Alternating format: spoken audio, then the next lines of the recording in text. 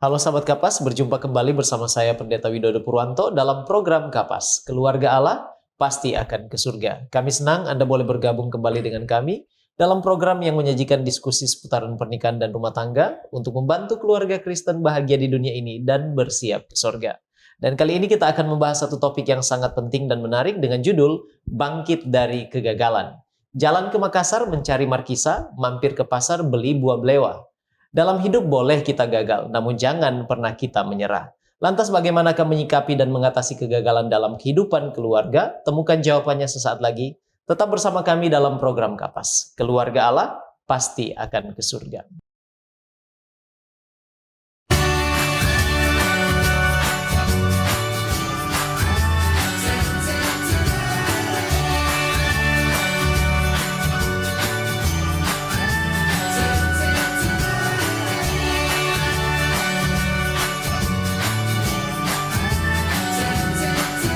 Saksikan selalu program Keluarga Allah Pasti ke Surga setiap Kamis pukul 18 waktu Indonesia Tengah di YouTube channel Cornelius Media, Bridge to the Truth.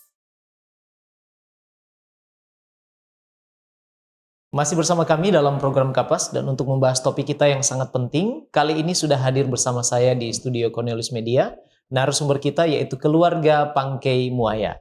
Bapak Flory Charles Pangkei SE adalah seorang entrepreneur di bidang sablon digital dan konveksi, serta merupakan owner dari Bagara Manado. Beliau menikah dengan Ibu Mira Pangkei Muaya SE dan dikaruniai Tuhan dua buah hati, Hillary dan Valerie Pangkei.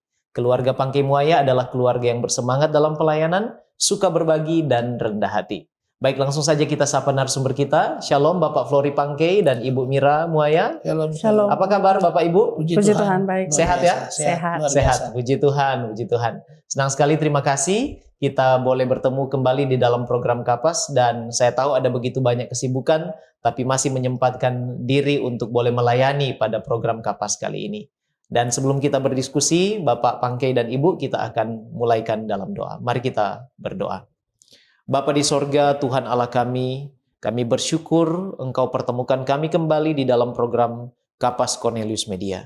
Kami berdoa di dalam diskusi kami, Tuhan menuntun dan memberkati narasumber kami, keluarga Pangkei Muaya, agar informasi yang nantinya mereka akan bagikan boleh membekali kami semua menjadi keluarga-keluarga Kristen yang bahagia di dunia ini dan akan terus setia bersiap ke sorga.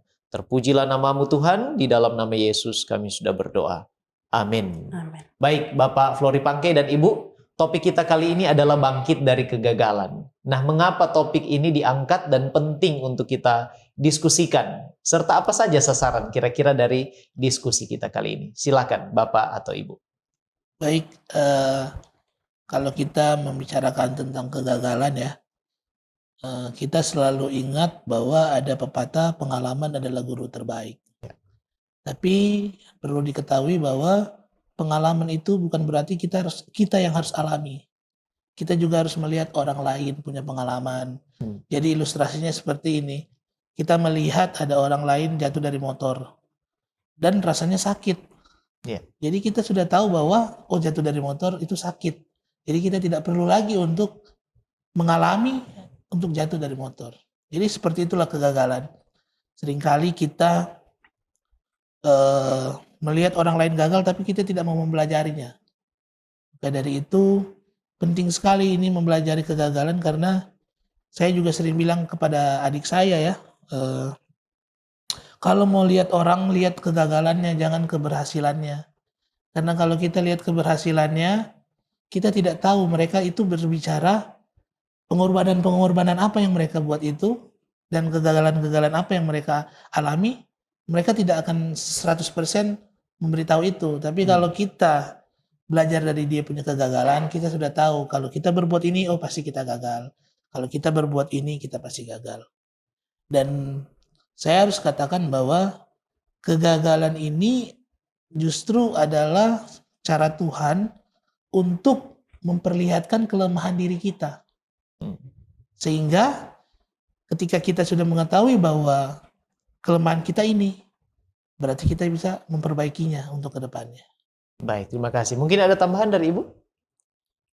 Pas dulu. Setuju ya? Setuju. Baik, jadi ini penting sekali ya untuk kita boleh belajar bersama ya. dari kegagalan kita atau pengalaman hidup kita dan juga orang lain, lain. supaya tidak mengulangi hal yang sama. Nah, boleh cerita sedikit Bapak Flory dan Ibu bagikan ya tentang kegagalan yang mungkin pernah dialami dalam perjalanan kehidupan rumah tangga. Silakan, Bapak atau Ibu, disilakan. Jadi kalau kita berbicara tentang kegagalan berumah tangga, saya rasa hampir setiap keluarga itu memiliki masalah. Hanya saja respon terhadap masalah itu berbeda-beda. Dan saya akui bahwa saya dengan ibu ini punya masalah yang besar, dan mungkin ketika kita berdua ego pada saat itu mungkin kita sudah berpisah. Namun pada saat itu yang jadi masalah terbesar adalah ketidakterbukaan satu sama lain tentang perasaan-perasaan yang dihadapi. Apa dia sudah dia sudah senang dengan treatment saya ke dia atau sebaliknya, sehingga ada muncul sikap yang tidak baik lah untuk kita berdua, di mana sudah tidak saling percaya satu sama lain. Sehingga pada saat itu kita atau saya khususnya mencoba mencari jalan di tempat lain. Bisa dikatakan ada pihak ketiga, ada orang-orang yang mungkin pada saat itu mendukung saya, dalam arti karena waktu itu saya masih mapan gitu. Pada saat itu saya mapan. Tapi ketika saya hancur, justru mereka meninggalkan saya. Maka dari situ saya berpikir, tidak ada yang abadi ternyata. Tapi yang tulus itu cuma satu orang, yaitu seorang istri. Maka pada saat saya balik dengan keterpurukan, yang menerima saya hanyalah seorang istri. Tidak ada lagi ya orang lain menerima saya. Bahkan mereka menertawakan saya ketika saya jatuh. Begitu. Jadi kita 2016 tuh hampir pisah. Saya dengan Mira itu hampir pisah hanya karena ketidakterbukaan satu sama lain. Baik, jadi itu pengalaman dari sisi Bapak ya. Kalau dari Ibu Mira sendiri, Terima kasih kira-kira seperti Pendeta. apa? Jadi kalau dari saya pribadi, waktu menikah sudah diberkati di ibadah pernikahan yang kudus. Dalam pikiran saya bahwa sudah tidak akan ada apa-apa lagi. Yeah. Jadi kayak waktu kita pacaran, mungkin saya masih berpikir dia pasti masih bisa cari yang lain, masih bisa ganggu perempuan lain, dia bisa tinggalin saya atau sebagainya. Namun waktu menikah, saya yakin bahwa saya sudah dipersatukan dalam ibadah pernikahan yang kudus, jadi saya nggak perlu khawatir lagi. Dia udah milik saya, dia sudah suami saya, seperti itu. Nah, pemikiran ini ternyata salah, karena kita sudah berpikir sudah aman, saya sama dia sudah sah sebagai suami istri. Tapi akhirnya apapun yang dia lakukan, mungkin dia mau pergi ke sini, dia mau urusan ini, dalam hati saya nggak ada khawatir sama sekali, Pendeta. Silakan, you go. Engkau mau bikin apa, silakan. Mau urusan apa, silakan. Nggak pernah ada pikiran bahwa dia akan melakukan hal yang seperti yang tadi Bapak Flo bilang. Dan sampai akhirnya komunikasi tidak terjalin dengan baik. Saya waktu itu kerja juga, saya kerja di perusahaan dan dia juga sibuk dengan urusan usaha, jadi masing-masing sibuk.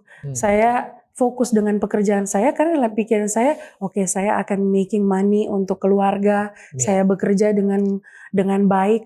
Tidak pernah terlintas dalam pikiran saya bahwa ternyata kurangnya komunikasi antara simple saja, Pak sudah makan belum? Pak lagi di mana? Ya karena saya pikir dia suami saya, aman lah. Biar walaupun dia di rumah, walaupun dia kerjain apa, dia aman. Tapi saya juga introspeksi diri bahwa itu salah. Jadi satu komunikasi dan perhatian antara suami dan istri itu penting sekali. Baik, puji Tuhan. Terima kasih Bapak Flory dan Ibu sudah mau berbagi pengalaman. Ini menjadi pembelajaran bersama ya. Bukan hanya Bapak Ibu, tetapi juga sahabat-sahabat Kapas yang mungkin bergabung dengan kita dan menyaksikan. Dan sekarang saya mau bertanya secara umum ini, kira-kira faktor-faktor apa saja yang bisa memicu kita sebagai suami istri dalam perjalanan hidup rumah tangga itu mengalami kegagalan dalam hidup? Silakan. Oke, baik. Kalau kita ditanya seperti itu, tentu saja sifat ego ya kita yang kita miliki, di mana ketika kita cekcok, yang kita cari bukan Tuhan, Hmm. tapi pihak lain.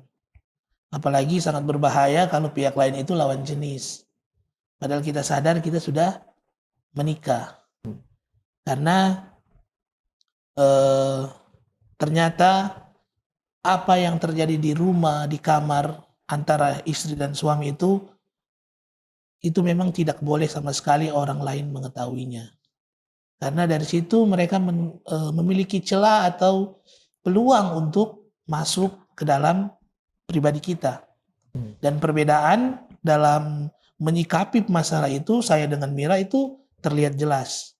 Ketika saya ada masalah dengan dia, saya mencari orang lain untuk dijadikan teman berbagi masalah. Sedangkan Ibu Mira ini luar biasa sekali, dia tidak mencari hal itu, justru dia datang kepada Tuhan untuk menyelesaikan masalah.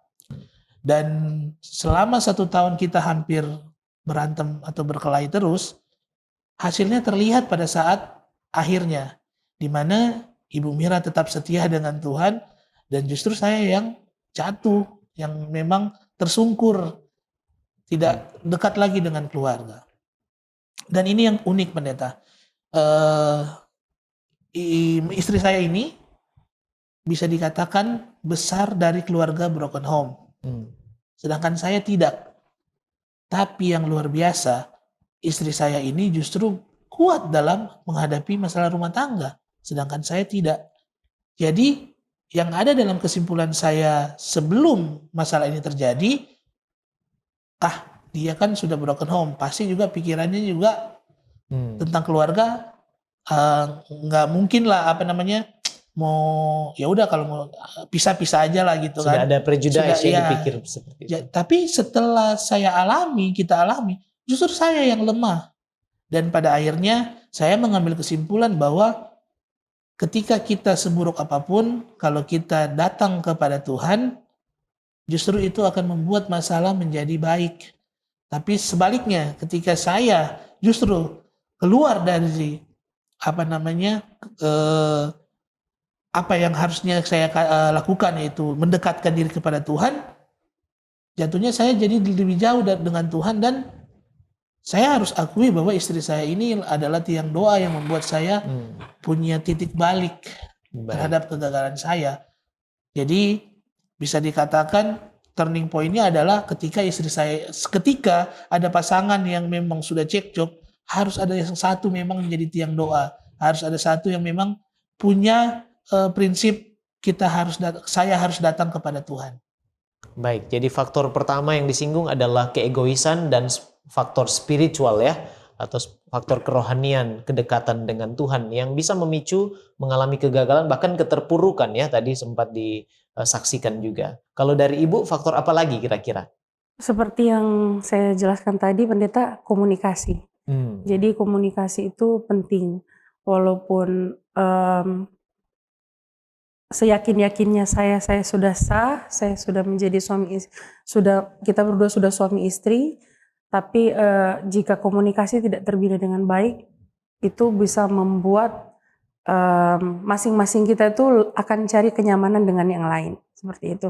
Jadi dan tentunya harus dibarengi dengan doa. Ya tadi Bapak Flo bilang bisa kuat, bisa datang kepada Tuhan.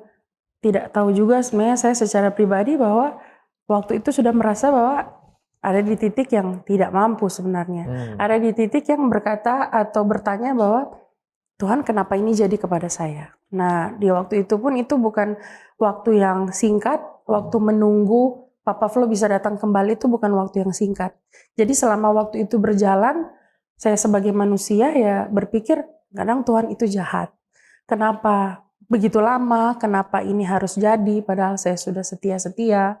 Tapi ya ternyata jawaban doa itu ada. Dan Baik. puji Tuhan itu boleh saya lihat sekarang ini. Baik, puji Kasih. Tuhan. Jadi ada faktor keegoisan, faktor spiritual di sana, dan Dan juga ada faktor komunikasi komunikasi, ya, iya. yang sudah dialami bersama dengan suami ya. Baik, Bapak Flori Pangke dan Ibu Mira Muaya, kita akan jeda sejenak. Dan sahabat Kapas jangan beranjak dulu, sebab setelah ini kita akan membahas lebih dalam lagi tentang bangkit dari kegagalan. Kami akan kembali sesaat lagi dalam program Kapas. Keluarga Allah pasti akan ke surga. Tahukah Anda, buah adalah sumber vitamin dan antioksidan alami yang dapat meningkatkan metabolisme tubuh. Sayur memperlancar buang air besar dan dapat menurunkan risiko terkena berbagai penyakit kronis. Selalu mengonsumsi air mineral untuk menjaga keseimbangan cairan tubuh. Berolahraga dengan teratur dapat membantu kita mengendalikan berat badan. Selalu beristirahat yang cukup agar tubuh tetap sehat dan bugar. Jangan lupa untuk selalu menyaksikan program live di YouTube channel Cornelius Media, Bridge to the Truth.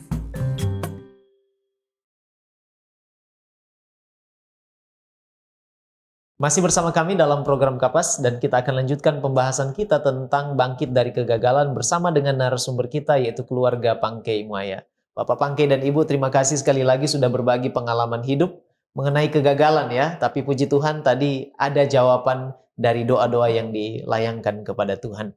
Nah, pertanyaan saya berikutnya adalah apa kira-kira dampak atau bahayanya bila ketika kita mengalami kegagalan, keterpurukan di dalam hidup, apalagi dalam konteks berumah tangga ya, tidak disikapi dengan benar atau bahkan mungkin tidak segera bangkit dari kegagalan dan keterpurukan tersebut. Silakan. Apa dampaknya? Silakan. Jadi yang kami alami adalah ketika seperti itu adalah tentu saja tercorengnya nama keluarga besar. Kenapa saya bilang seperti itu? Karena kami memiliki keluarga, walaupun memang latar belakang istri saya broken home, namun saya yakin dan percaya bahwa orang tuanya memiliki nama baik. Banyak orang yang mencintai keluarga ini. Begitu juga dengan keluarga saya. Tapi pada saat hal ini jadi, justru mungkin bagi orang lain akan menganggap sama saja anak ataupun orang tuanya sama saja. Berarti memang tidak ada keberhasilan di situ. Dampak lainnya yang saya rasakan adalah karena kami sudah pada saat itu sudah memiliki satu anak ya, pertumbuhan mental mereka terganggu. Pertumbuhan perilaku mereka tidak baik.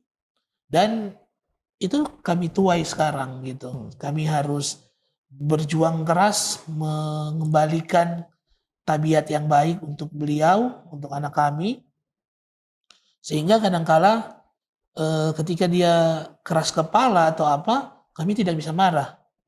Karena pada saat itu mereka adalah korban dari kegagalan yang mungkin kami ciptakan sendiri. Kegagalan itu tidak lepas dari campur tangan kita sendiri. Respon kita terhadap situasi kan kalau kegagalan itu. Jadi yang sama seperti saya singgung tadi pertama bahwa kegagalan itu memberitahu kelemahan kita. Ketika kita sudah lemah dan kita tidak mau mengambil atau merespon dengan baik, justru kita akan selalu tersungkur. Dan pada akhirnya tidak ada lagi kehormatan bagi keluarga kita. Dan itu sangat berbahaya sekali buat bukan hanya untuk kami, tapi untuk orang tua kami, bahkan anak-anak kami. Baik, itu dampaknya ya, sampai dampaknya kepada anak-anak ya. Dari Ibu mungkin? Iya, kalau dari saya memang dampak yang paling besar yang saya rasakan adalah anak. Jadi contohnya Hillary, anak pertama kami, dia hidup di saat tidak ada ketenangan dan kedamaian di rumah. Jadi waktu dia lahir memang waktu itu kita sudah sangat-sangat sering cekcok. Suara nada besar pasti ada di rumah. Antara saya maupun suami. Suara banting sesuatu, pecahkan sesuatu. Itu di saat Hillary sudah lahir. Nah, dampak yang saya lihat adalah Hillary ini jadi keras, Waktu dia besar dia jadi keras dan kurangnya kepercayaan. Kurangnya ada jadi tidak suka percaya. Khususnya waktu itu kepada seorang ayah khususnya. Sampai-sampai dia waktu itu takut ketemu dengan pria. Pernah pendeta waktu dia masih umur berapa dia mau ketemu dengan laki-laki dia takut. Kalau saya mau tinggalin dengan umpamanya ketemu dengan orang gereja pun dia takut kalau dengan laki-laki. Karena apa yang dia alami di rumah itu memang dari bayi sampai dia bertumbuh keras, situasinya keras. Nah itu yang dampak yang pribadi saya rasa adalah ke anak saya. Dan jika pertanyaan tadi pendeta bilang bagaimana kalau kita tidak segera bangkit, apa dampaknya ya? Yang pasti saya dan anak-anak kita semua pasti akan mendapat dampak yang anak pasti akan lebih merasa insecure karena orang tua sudah tidak sama-sama lagi. Dan bagaimana nanti kalau dia semakin besar, teman-temannya akan bertanya di mana papa kamu, di mana mama, kenapa tidak bersama. Dan itu kan pasti akan ada menimbulkan hati yang sakit untuk anak-anak ya. Kalau mungkin kami sebagai orang dewasa bisa memahami dan mungkin ya oke, kita bisa berusaha untuk bangkit. Tapi untuk seorang anak itu agak susah karena saya juga pernah mengalami bagaimana bagaimana mau menyikapi dengan dewasa apa yang terjadi dalam kehidupan keluarga, melihat secara langsung hal-hal seperti itu. Ya. Betul. Jadi intinya yang paling buruk adalah perpisahan ya, yang berdampak sangat signifikan kepada anak-anak, tumbuh kembang mereka, mental, dan lain sebagainya yang mereka harusnya perlukan pada waktu mereka kecil bertumbuh. Baik, terima kasih. Nah sekarang apa saja yang tidak boleh dilakukan di saat suami istri mengalami kegagalan atau keterpurukan? Apa yang tidak boleh dilakukan dari pengalaman ataupun dari kacamata secara umum Bapak Flory dan Ibu Mira? Silakan. Baik. Buat saya ada beberapa ya. Yang pertama, jangan pernah mengatakan menyesal sudah memilih. Karena seburuk apapun pasangan kita, kalau kita mencintai dia, tidak mungkin kita akan mengungkit-ungkit kelemahannya. Jangan pernah mengatakan, saya menyesal menikah dengan Anda. Karena sudah terjadi. Dan itu harus dijalani karena itu adalah pilihan hidup. Betul. Yang kedua adalah jangan pernah ketika ada masalah kita langsung mengadu kepada orang tua kita. Karena ketika kita menikah kita harus sadar bahwa kita sudah dewasa untuk menyikapi setiap masalah. Dan yang ketiga yang paling fatal adalah jangan pernah membawa pihak ketiga masuk dalam rumah tangga kita. Baik, jadi 3 itu ya. Ya, menurut saya itu yang sering menjadi faktor justru memperenggang rumah tangga kita. Jadi itu tidak boleh dilakukan. Tidak boleh ya? sama sekali menurut saya. Baik, terima kasih. Ada tambahan dari Ibu Mira? Silakan. Tambahan yang tidak boleh dilakukan adalah jika kita tidak berdoa. Jadi sekuat apapun kita, sehebat apapun kita, namun jika tidak dibawa ke dalam doa, itu sia-sia. Karena selama ini memang bukan karena tidak mempercayai orang lain, tetapi di titik seperti ini dalam hati tuh merasa gagal. Dalam hati merasa gagal dan berkata bahwa malu sebenarnya mau ungkapkan kepada orang lain. Nah, puji Tuhan masih bisa teringat untuk datang ke dalam doa. Kalau umpamanya di dalam situasi seperti ini, saat Papa Flo tidak ada, dan saya berpikir untuk datang kepada orang lain, atau saya berpikir untuk melakukan hal yang lain, saya yakin saat ini saya tidak ada di tempat ini, tidak bersama-sama dengan Papa Flo juga. Jadi yang tidak bisa kita jangan lupa untuk selalu ingat, datang dan berdoa, bawa kepada Tuhan. Jadi tidak boleh kalau tidak berdoa. Tidak boleh kalau tidak berdoa. Ya, itu penting. Jadi keharusan ya untuk kita berdoa saat mengalami keterpurukan atau bahkan kegagalan. Nah, sekarang mungkin ini pertanyaan yang ditunggu-tunggu oleh sahabat Kapas yang bergabung dengan kita ya, Bapak Flori dan Ibu. Kira-kira boleh bagikan tips bangkit dari kegagalan itu langkah-langkahnya seperti apa sih? Apa yang harus dibuat supaya kita boleh selain menyikapi tadi sudah dikatakan sekarang boleh bangkit lagi. Silakan. Baik, yang pertama tentunya kita harus mengetahui masalah utama. Ya. Problem utama yang menyebabkan kita harus terpuruk. Ya. Tentunya kita harus evaluasi diri kita sendiri. Lalu kita masing-masing setelah evaluasi tanyakan kepada pasangan. Apakah kelemahan atau tindakan saya ini masih bisa diampuni atau masih bisa diterima? Ketika pasangan tidak mau terima, tanyakan apa yang harus saya lakukan. Berubah pelan-pelan. Dan sering saya bilang kita tidak bisa berubah secara instan. Kita hanya bisa pelan-pelan. Karena kebiasaan-kebiasaan buruk ini terbentuk bukan saat saya menikah dengan Anda. Tapi sudah dari kecil kita terbentuk. Maka ketika ada ketidakcocokan itu, mari sama-sama perbaiki.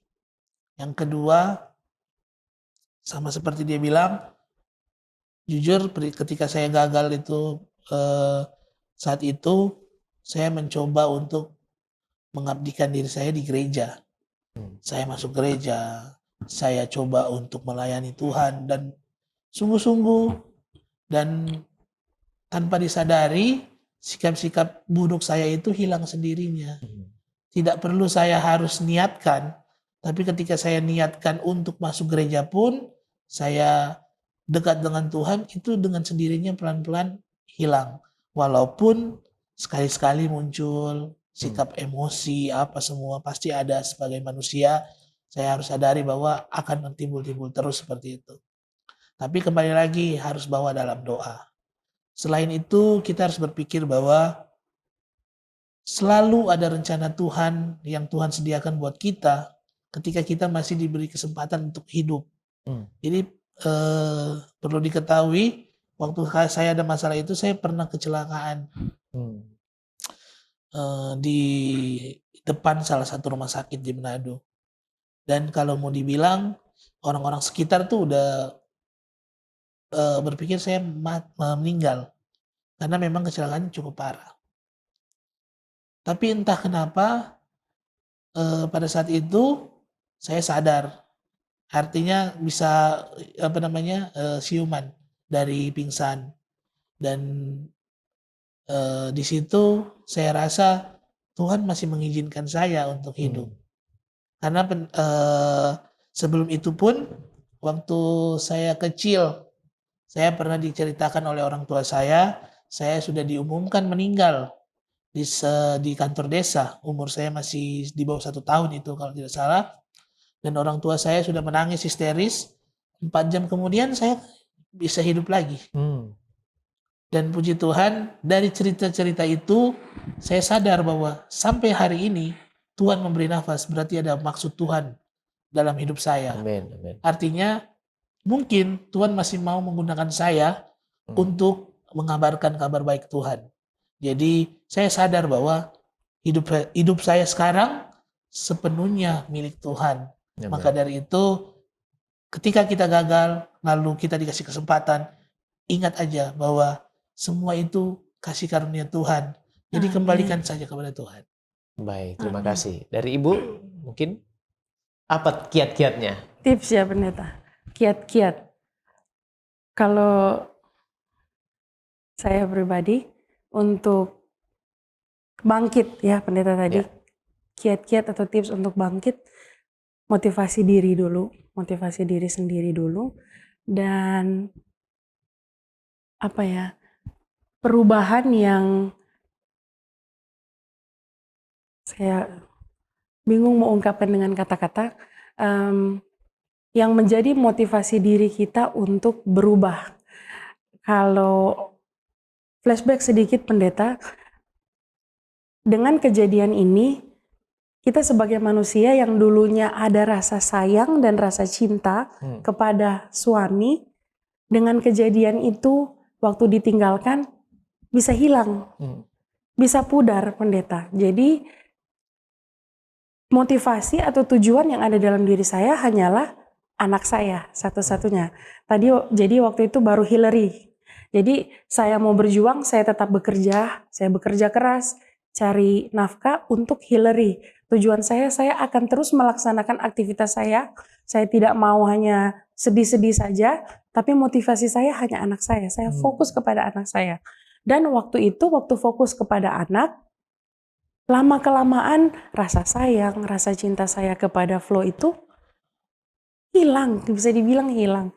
Saya ada tiba waktu sebelum dia kembali, waktu itu saya sudah bilang waktu sudah tidak ada harapan, tidak ada rasa sama sekali untuk Papa Flo. Waktu itu dia masih di Jakarta.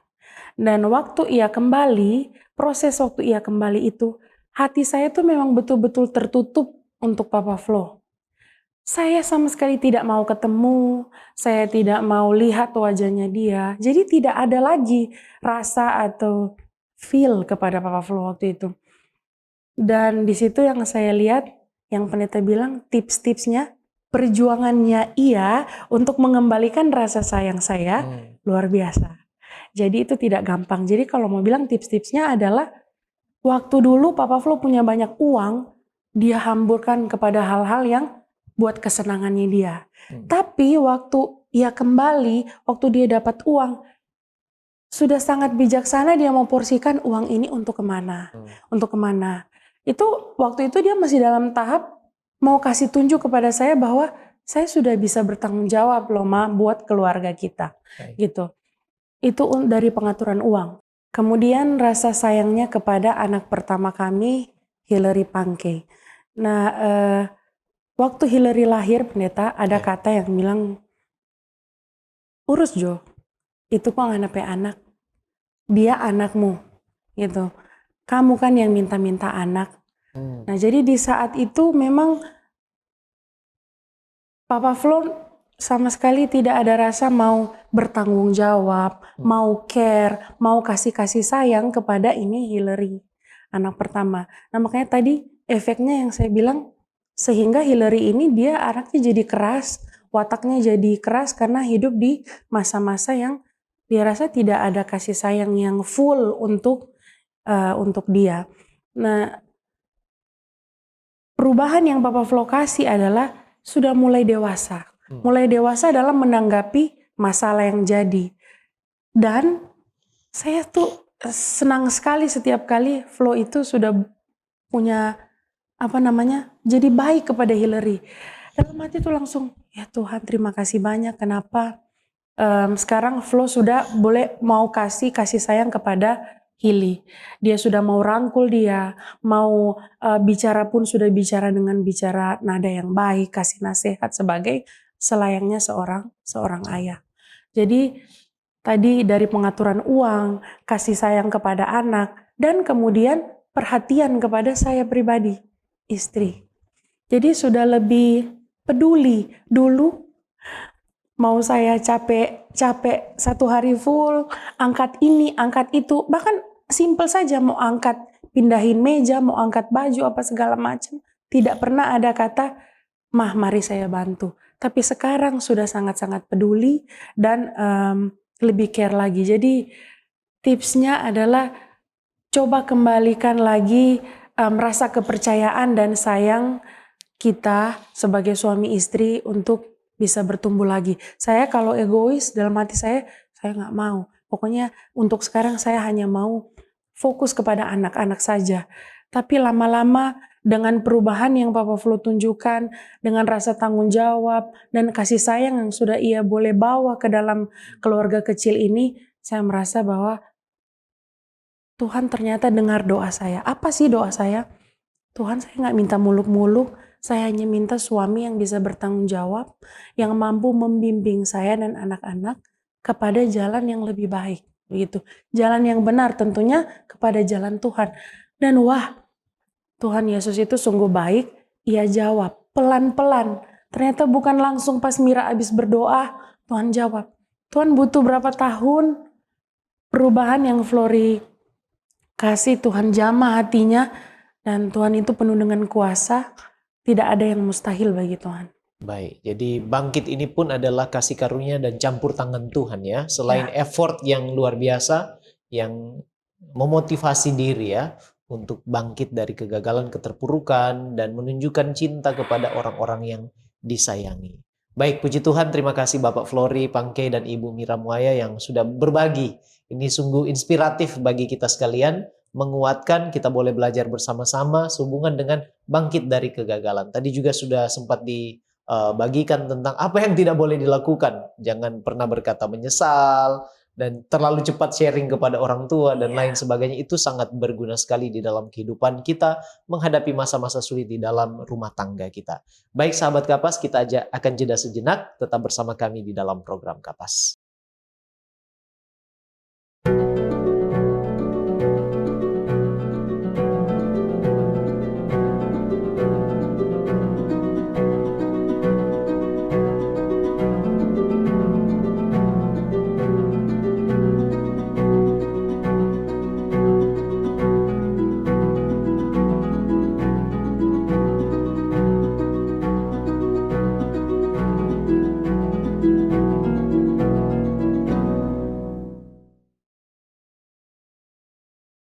Masih bersama kami dalam program Kapas dan menarik sekali dan juga menyentuh pengalaman yang sudah dibagikan oleh narasumber kita dan tidak terasa kita sudah tiba di segmen terakhir dari diskusi kita bersama dengan keluarga Pangke Muaya.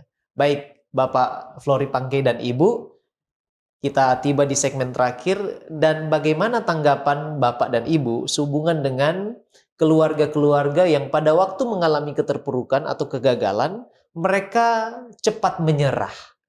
Kira-kira apa tanggapannya? Singkat saja, silakan. Papa, silakan. Jadi saya juga punya kan keluarga besar yang makanya tadi di awal saya singgung pengalaman itu nggak perlu orang alami, nggak perlu kita alami, orang lain alami juga. Jadi saya juga punya banyak keluarga yang sudah menikah namun bercerai.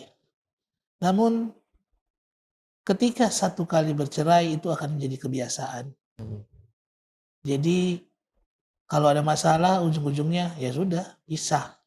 Jadi itu yang saya selalu tanamkan di diri saya, bahwa sekali kita menikah, apapun yang terjadi dalam keluarga, semaksimal mungkin kita harus pertahankan. Tidak boleh mengambil jalan pintas, oh kita berpisah, kecuali maut. Amin. Baik. Dari Ibu? Sudah cukup. Sudah cukup ya? Baik, terima kasih. Nah, dari pengalaman kegagalan yang sudah diceritakan, yang sangat menyentuh dan inspiratif bagi kita sekalian, kira-kira apa motivasi terbesar dari Bapak Flori untuk bangkit dari keterpurukan tersebut? Silakan.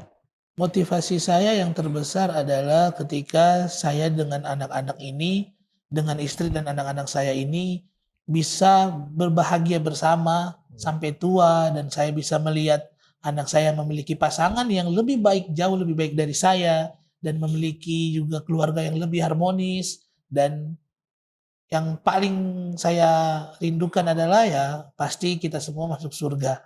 Amin, amin. Baik, jadi itu motivasi terbesar ya untuk bangkit dari kegagalan tersebut. Nah, sekarang apa nasihat Alkitab? Atau mungkin ada dari pena inspirasi tentang apa yang kita bicarakan, bangkit dari kegagalan. Silakan, Bapak atau Ibu. Kalau dari Roh Nubuat yang pernah saya baca dan yang berjudul Membina Keluarga Sehat. Ya. Di sini dikatakan MKS 324.2, ikatan keluarga adalah ikatan yang paling erat, paling lembut dan kudus dari ikatan apapun di dunia ini. Ikatan itu dimaksudkan untuk menjadi suatu berkat bagi umat manusia. Dan itu menjadi berkat apabila sumpah pernikahan itu diadakan dengan cermat, dalam rasa takut akan Allah, dan dengan pertimbangan penuh akan segala tanggung jawabnya. Jadi ini bagus sekali pendeta, dia punya inspirasi di sini adalah saat kita sudah mengambil keputusan untuk diberkati di dalam sebuah ibadah pernikahan yang kudus, kiranya janji pernikahan yang kita ucapkan itu benar-benar dari hati yang paling dalam dan sudah didoakan dan minta untuk dimampukan untuk boleh dilaksanakan dengan baik. Amin, amin. Dari Bapak Flori ada yang ingin ditambahkan? Ya bagus sudah. Begitu memang Alkitab. Tapi saya juga ingat bahwa memang di Alkitab juga tidak boleh bercerai. Ya. Karena yang boleh memisahkan hanya maut. Itu yang saya juga pegang sampai sekarang. Baik, jadi apa yang dipersatukan Allah Tidak tidak boleh boleh. diceraikan Ya. manusia ya. Jadi itu juga memotivasi kita sekalian untuk tetap bertahan. Apapun masalahnya, apapun keterpurukan, kegagalan yang kita alami, tetap bertahan karena tadi sudah dibacakan dari pena inspirasi ya tentang menjaga ikatan pernikahan yang kudus. Terima kasih. Dan sebagai penutup, bolehkah Bapak Flori dan Ibu Mira memberi kesimpulan dan juga closing statement atau pesan penutup dari diskusi kita? Silakan. Silakan Pak. Baik. Jadi yang kita harus tahu bahwa tidak semua manusia atau semua orang itu memiliki masa lalu, memiliki kegagalan. Hanya saja mungkin ada yang terlihat oleh publik, ada yang masih tertutup. Dan saya yakin dan percaya tidak ada manusia atau keluarga yang sempurna. Ya. Maka dari itu jangan pernah kita mengukur keberhasilan keluarga kita dengan keluarga orang lain. Ukurlah keberhasilan keluarga kita adalah apa yang kita sudah lakukan di masa lalu, apakah itu keburukan bisa kita perbaiki di masa yang sekarang atau tidak. Jadi keberhasilan itu diukur dari kita sendiri, jangan kita mengukur dari orang lain. Karena kalau kita selalu membandingkan diri kita dengan orang lain atau keluarga lain, di saat itulah setan dengan senang untuk menggoda kita keluar dari kehidupan kita berkeluarga. Baik, dari Ibu Mira ada yang ingin ditambahkan? Sudah cukup. Baik, terima kasih. Dan puji Tuhan kita sudah mendengarkan penjelasan yang begitu menarik dan bermanfaat yang kami percaya sudah membekali sahabat-sahabat Kapas hubungan dengan bangkit dari kegagalan tentunya bersama dengan Tuhan. Dan untuk mengakhiri diskusi kita, Ibu Mira Pangkei Muaya akan berdoa bagi kita sekalian. Silakan. Mari kita berdoa. Terpujilah namamu ya Tuhan, Allah Bapa kami yang sungguh amat baik dalam kehidupan kami. Kami bersyukur dan berterima kasih untuk kesempatan yang indah ini. Ya. Kami boleh membicarakan atau mendiskusikan akan pembicaraan yang sungguh amat baik, khususnya dalam keluarga kami masing-masing. Bapa di surga, biarlah kiranya Tuhan mau selalu bantu kami dalam keluarga kami masing-masing, biarlah kami boleh lebih bijaksana, dan biarlah kiranya dalam waktu-waktu ke depan masih banyak lagi hal-hal yang akan kami hadapi. Biarlah kami boleh kuat, boleh selalu bersandar kepada Tuhan dan percaya bahwa Tuhan tidak pernah meninggalkan kami. Untuk itu masalah apapun yang kami hadapi dalam keluarga kami, boleh kami bawa ke dalam tangan Tuhan. Terima kasih banyak Bapa di surga untuk kesempatan yang indah ini. Kami menyerahkan seluruh kehidupan kami ke dalam tangan-Mu. Biarlah kehendak-Mu yang jadi bukan kehendak kami. Dalam nama Tuhan Yesus kami sudah berdoa. Amin. Amin. Sekali lagi terima kasih Bapak Flori Pangkei dan Ibu Mira Muaya yang sudah berbagi pengalaman dan juga telah menjadi narasumber yang menginspirasi kita sekalian. Kiranya apa yang sudah dibagikan boleh bermanfaat bagi kita sekalian. Amin. Untuk menjadi keluarga-keluarga yang berbahagia di dunia ini dan bersiap ke sorga. Amin. Kami mendoakan Bapak Flori Pangkei dan Ibu Mira Muaya boleh selalu sukses dalam tugas pelayanan dan bisnis yang dijalankan. Amin. Dan terima kasih juga untuk semua sahabat Hope Channel Indonesia yang sudah bergabung dengan kami dalam program Kapas. Dengan demikian berakhirlah sudah kebersamaan kita. Dan kalau sahabat Kapas merasa diberkati, jangan lupa subscribe, like, dan share channel YouTube Cornelius Media. Dan jangan lupa bergabung kembali dengan kami dalam program yang sama pada episode selanjutnya. Menjadi sahabat Kapas, kita belajar bersama, kita bertumbuh bersama, bahagia bersama, dan bersiap ke surga bersama. Sebab keluarga Allah pasti akan ke surga. Saya Pendeta Widodo Purwanto, bersama dengan narasumber kita, keluarga Pangkei Muaya. Sampai jumpa lagi dan salam Kapas.